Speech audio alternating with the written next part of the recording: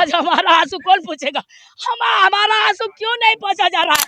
हमारा अधिकार क्यों नहीं दिया जा रहा है? हमारा अधिकार को देने का कृपा करें। आपका खजाना से हमने आपको कुछ नहीं मांगा। हम जो हमारा अधिकार है वही चीज को मांग रहे हैं और हमको देनी होगी। सरकार पता नहीं किस तरह से सोई हुई है, गूंगा बनी हुई है, बहरा बनी हुई है, अंधा बने हुए हैं, अपने आंखों में पट्टी बांधे हुए हैं। 10 लाख का सोफा में सोएंगे, सोफा में बैठेंगे, पलंग में सोएंगे। हाँ, वो किसका पैसा है ये मुझे बताइए। आप 100 करोड़ का बंगला बना रहे रहने के लिए, तो 100 करोड़ का बंगला जो बना रहे हैं तो उसमें कितने लोग रहेंगे?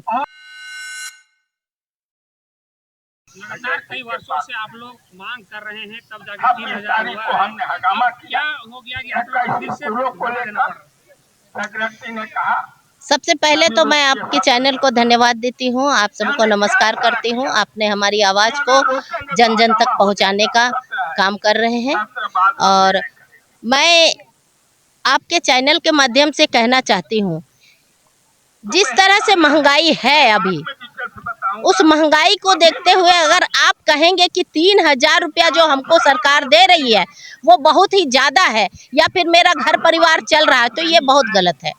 हम ये कहना चाहते हैं आपके चैनल के माध्यम से कि आज जो महंगाई है उस महंगाई को अगर देखेंगे तो सरकार ने जो न्यूनतम मजदूरी तय किया है वो भी हमारे लिए कम है।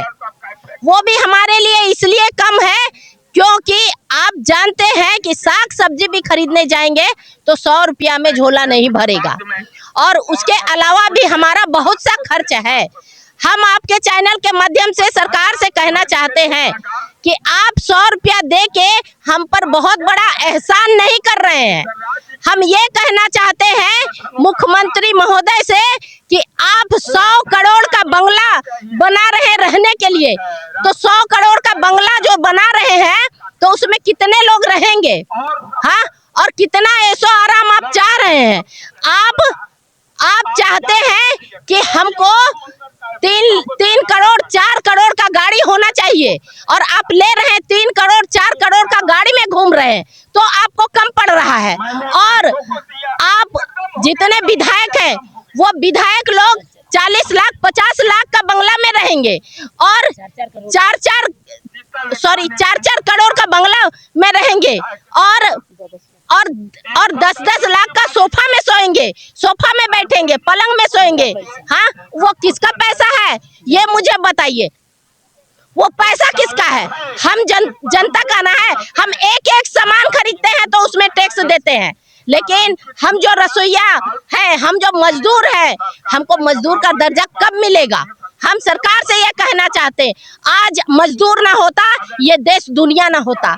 आज जो बंगला में रह रहे हैं, सरकार जो ऐसो आराम कर रहा है ना, वो मजदूर का ही देन है। ये गरीब का 2 हाथ है जो इतना ऐसो आराम मिला है। ये गरीब ना होता तो ये जो नेता मंत्री विधायक ये कभी ऐसो आराम नहीं कर पाता। इसलिए मैं आपके चैनल से कहना चाहती हूँ, अब बहुत देर हो रहा है, सब्र का बांध टूट रहा है। इसलिए मुख्यमंत्री महोदय और गांडे विधायक श्री महोदया कल्पना सोरेन जी, मैं आपसे अनुरोध कर रही हूँ कि आप अब हमारी आवाज को एकदम सुनने का कोशिश कीजिए और जो हमारा मांग है, उचित मांग हमने मांगा है। आपका खजाना से हमने आपको कुछ नहीं मांगा।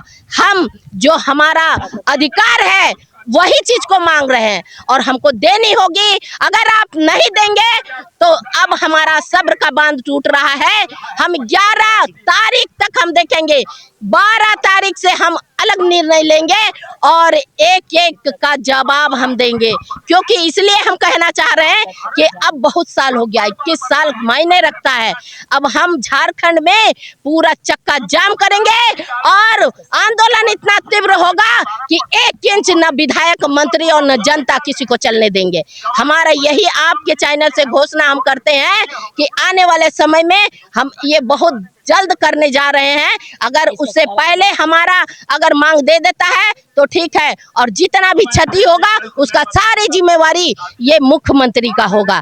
इसलिए मैं आपसे कहना चाहती हूँ कि मुख्यमंत्री महोदय, आप होश में आइए, बेहोश मत रहिए। बहुत हम लोग सब्र किए हैं, अब सब्र का बांध टूट गया है। सबसे पहले तो मैं आपके चैनल को धन्यवाद करती हूँ, और आपके चैनल के माध्यम से हमारी आवाज़, हम गरीबों की आवाज़, रसोइया संयोजिका की आवाज़ सरकार के कानों तक जाए, इसके लिए आप आए हैं। हम आपको धन्यवाद करते हैं जी। मेरा नाम अनीता देवी केसरी, झारखंड प्रदेश विद्यालय रसोइया संयोजिका अध्यक्ष संघ की प्रदेश कोषाध्यक्ष। हम लोग 18 फरवरी से लगातार धरना प्रदर्शन पर बैठे हुए हैं। अनिश्चितकालीन हमारा हड़ताल चल रहा है, लेकिन अभी तक एक भी हमारे ना कोई विधायक, ना मंत्री, यहाँ तक कि कल्पना सोरेन जी भी महिला होकर के महिलाओं का दर्द को हम लोग के पास में नहीं आए। हम लोग 8 मार्च को रोड में भी रोए, गिड़गिड़ाए, लेकिन फिर भी वो हमारे तक नहीं आए। हम लोग मांग कर रहे हैं कि तमाम रसोइया संयोजिकाओं को अस्थायी किया जाए, तमाम रसोइया संयोजिकाओं को न्यूनतम वेतन दिया जाए। एक और देखिए, महिलाओं को सम्मान देने की बात करती है कल्पना सोरेन जी, लेकिन दूसरी और महिलाओं को अपमान किया जा रहा है। मैया सम्मान योजना में 2500 रुपया दिया जा रहा है, और हम रसोइया जो 21 वर्षों से काम कर रहे हैं उसको मात्र एक दिन का 100 रुपया दिया जा रहा है, और 3000 का महीना संयोजिका से फ्री में काम लिया जा रहा है, अध्यक्षों से फ्री में काम लिया जा रहा है। हम लोग इस सभी का न्यूनतम वेतन मांग कर रहे हैं, अस्थायी का मांग कर रहे हैं। बहुत दुख के साथ कहना पड़ रहा है कि हम लोग वोट दे करके, जितवा करके सरकार को सत्ता में लाते हैं, और वही सत्ता का लोग फिर हम लोग के साथ में रौंदने का काम करते हैं, हम लोग को कुचलने का काम करते हैं। हम आज सोचिए कि एक मंत्री, हमारे माननीय मुख्यमंत्री जी का जो रांची में घर जो बनाने का सोचा जा रहा है और बन रहा है, लगभग 1 करोड़ का घर बनाया जा रहा है, और हम लोग का झोपड़ी, बताइए हम लोग झोपड़ी में हैं। हम क्या मांग कर रहे हैं? हम तो बस यही मांग कर रहे हैं कि हमें न्यूनतम वेतन दिया जाए, और उनका इलाज के लिए, यानी कि पूरा विश्व में, पूरा दुनिया में, पूरे भारत में उसका इलाज फ्री में किया जाएगा, और हमारे बच्चे यानी कि रिम्स में, सरकारी हॉस्पिटल में भर्ती होंगे, और उनके गाड़ी जो है 10-10 लाख का, एक मतलब कि करोड़ों रुपया खर्चा किया जा रहा है। ये सबसे गलत किया जा रहा है। वो पैसा कहाँ से आ रहा है, मैं पूछना चाहती हूँ कि ये मंत्री जी का पैसा कहाँ से आ रहा है? कल्पना जी, याद कीजिए उस दिन जो आपने, जब मुख्यमंत्री जी जब जेल चले गए थे, तो वो उस दिन याद कीजिए कि यही सारे महिला लोग मिल करके आपको मदद किए थे, और उनको बाहर निकालने में मदद किए थे। आज हमारी दुखड़ा को सुनने के लिए आपका आंख नहीं खुल रहा है क्या? आपका कान नहीं सुनाई दे रहा है क्या? जो हम लोग यहाँ पर रोड में धूप में बैठे हुए हैं, एक मंत्री का 10-10 लाख का सोफा, यानी कि गद्दा और सोफा में वो आराम करेंगे, उनके बेटे विदेश में पढ़ाई करेंगे, प्राइवेट विद्यालय में पढ़ाई करेंगे, और हमारे बच्चे मतलब कि सरकारी विद्यालय में पढ़ेंगे, और जो माँ वहाँ पर खाना बना रहे हैं, हम लोग रसोइया 21 वर्ष से, वो उनको 100 रुपया देना मुश्किल हो रहा है। यानी कि 100 रुपया क्या है? 100 रुपया में हम लोग क्या अपना घर परिवार चला पाएंगे? हम आपसे जायज मांग रहे हैं, तो जायज मांगे हमें मिलना चाहिए। अभी तक तो सरकार को हमारे तक पहुंच जाना चाहिए, लेकिन बहुत दुख के साथ में कहना पड़ रहा है कि जिस सरकार को, जिन विधायकों को हम लोग सत्ता में बैठाते हैं, वही हमारा दुश्मन बन जाता है, वही हमारा हक अधिकार को रौंदने का काम करता है। अभी अधिकारी के द्वारा कई विद्यालय में चुनाव करने का धमकी दिया जा रहा है। एमडीएम डायरेक्टर शशि रंजन जी द्वारा लेटर निकाल दिया गया है, हमें धमकाया जा रहा है कि आप विद्यालय में खाना नहीं बनाएंगे तो आपको हटा दिया जाएगा, आप हड़ताल में रहेंगे तो आपको हटा दिया जाएगा, आप अधिकार मांगिएगा तो आपको हटा दिया जाएगा। शर्म होती है कि ऐसे मंत्री विधायक का रहते हुए आज हम लोग रोड में हैं, हम लोग नीचे में बैठ रहे हैं, जमीन में बैठ रहे हैं। हम ये नहीं कह रहे हैं कि आप मुझे गद्दा दीजिए, बिस्तर दीजिए, यानी कि 10 लाख का सोफा दीजिए।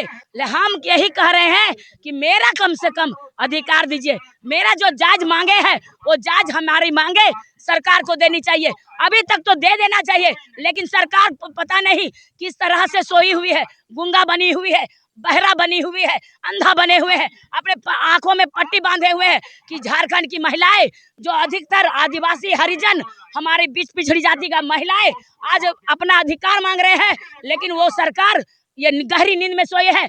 आज हम लोग जगाने का काम कर रहे हैं। जागिए मंत्री जी, जागिए मुख्यमंत्री जी। आपको 2019 में आपको ये सोने के लिए हम लोग नहीं लाए हैं, आपको आराम फरमाने के लिए नहीं लाए हैं, आपको हवाई जहाज में विदेश में घूमने के लिए नहीं लाए हैं।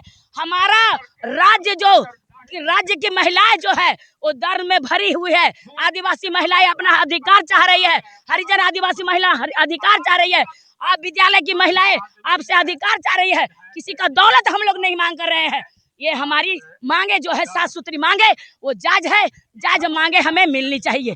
यही आपसे हम अनुरोध करते हैं कि हमारी आवाज सरकार तक जाए और वो सोचे हमारे बारे में, विचारे और हमारा न्यूनतम वेतन जल्द से जल्द लागू करे। इसी के साथ मैं पुनः धन्यवाद करती हूँ और जोहार करती हूँ कि मेरी आवाज सरकार को सुनाए। इसके लिए मैं तहे दिल से धन्यवाद करती हूँ। 8 मार्च को हम लोग रोड में इतना गिड़गिड़ा है, कल्पना सोरेन जी हम लोग को दर्द को नहीं समझ रही है।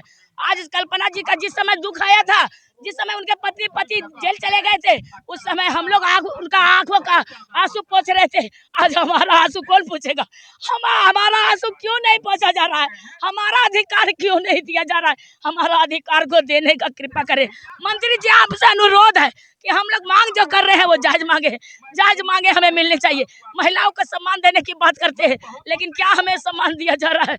ये कह करके मेरा पुनः जोहार करते हैं। इनकलाब जिंदाबाद, इनकलाब जिंदाबाद। हमारी मांगे पूरी करो, हमारी मांगे जायज है, जायज मांगे देनी होगी। कल्पना सोरेन जी होश में आओ, मुख्यमंत्री जी होश में आओ। एमडीएम डायरेक्टर का चिट्ठी वापस लो, एमडीएम डायरेक्टर शशि रंजन को बर्खास्त करो, रसोइया पर शोषण करना बंद करो।